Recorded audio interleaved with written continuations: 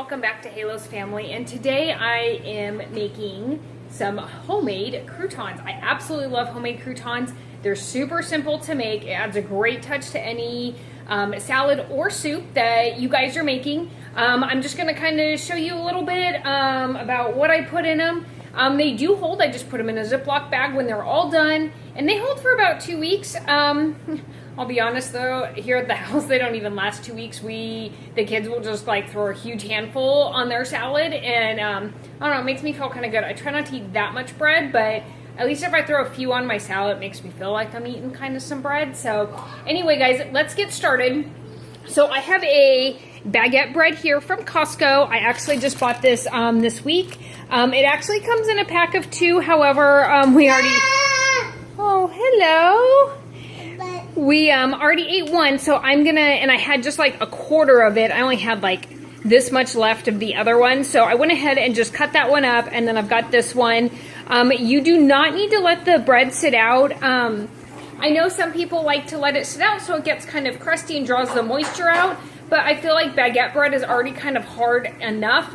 You don't really need to let it sit out. So I just kind of cut it up and use it like that.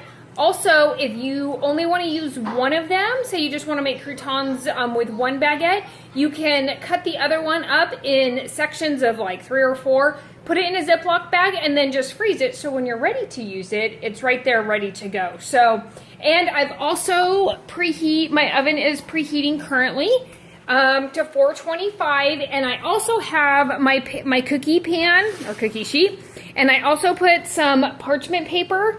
I buy this over at Costco, just normal Kirkland Signature. Sorry, I don't even have the lid anymore. Kirkland Signature parchment paper. This makes it really nice. You don't have to add too much oil to your bread. You know, because sometimes if you don't add enough, it'll get stuck to the bottom of your cookie pan. This way, you could add just a little bit of it, and it won't stick at all, which is a great thing, and I'll show you that. So I'm gonna go ahead and get started. I'm gonna cut up my bread and then get it in the bowl, and then I'll show you whatever, all the other ingredients that I put into it.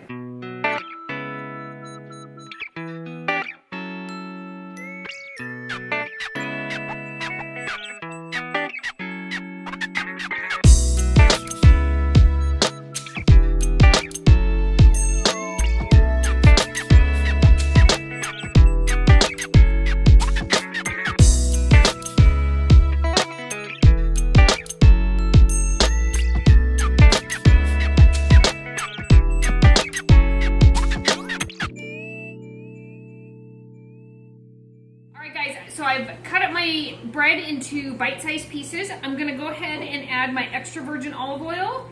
I don't really have a measurement for it, but depending on how much bread you use, you just wanna go ahead and drizzle it in like this. I usually go like 4 times. There we go. And then I buy this at Costco. This is Himalayan pink salt. And you just wanna go ahead, just do a couple turns, I don't know, maybe 6 or so. And then some black pepper. I always add my spices in before I mix it all up, and then I give it a good mix. This is granulated garlic. You just do a nice sprinkling of this. There we go. Gives them some good garlic flavor. And then I just sit here and just mix it in like this. If you guys have kids and they like to help you in the kitchen, this is a great idea for them. They can go ahead and get their hands dirty and mix it all around. And you don't need very much oil. The bread does not need to be wet when you do it. It just gives it a nice golden color when you bake them up. All right, so once this is mixed, you go ahead, and I have my cookie sheet with my parchment paper on it. I'm gonna just dump them on there. And you'll just wanna spread them out. You don't wanna overcrowd your pan. So if you have two pieces of bread and you cut up and you realize that it's going to be like a full pan, break it up into 2 pans. They'll brown a little bit easier and a little bit faster if the pan is not overcrowded, but this looks good. And then what we do, we just put it in the oven at 425 for about 15 to 20 minutes. You'll want to keep an eye on them. Just stick them in there. You'll want to keep an eye on them because they do burn very quickly. So as you start to smell the garlic, and the olive oil, go ahead and keep an eye on them because they, as I said, they will burn. You can toss them, you know, kind of move them around after about 10 minutes so they get brown on both sides. And then we'll check on them as soon as they're done.